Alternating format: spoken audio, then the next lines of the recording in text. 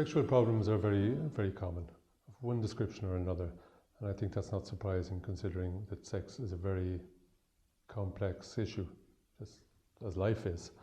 I think people's sexual lives in general tend to mirror life.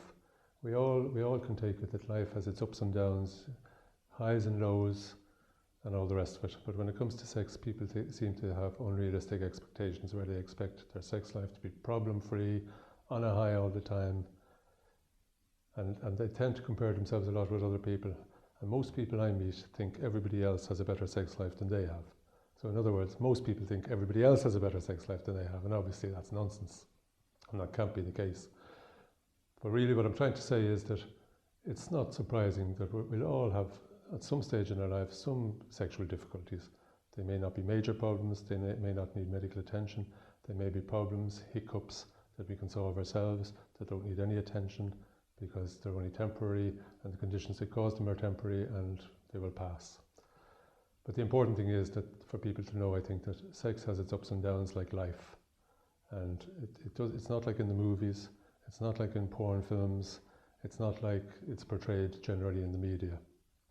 And I've noticed a tendency lately in programs, particularly sitcoms, that sex has been portrayed a little more realistically than it used to be in the old days.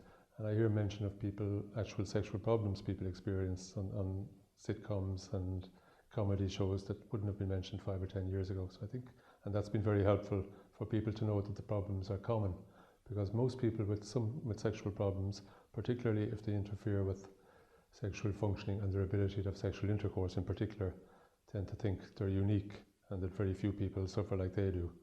But there are very few things in sex that you experience that millions of other people are not experiencing. So if you suffer from a sexual problem, it may be something that will pass and doesn't need attention, but if it becomes a big issue or becomes chronic, look for help, because help for sexual problems is readily available, and it tends to be very helpful, because even the process of speaking to somebody about a sexual problem often relieves the burden immediately, and often can have the effect of actually solving the problem immediately.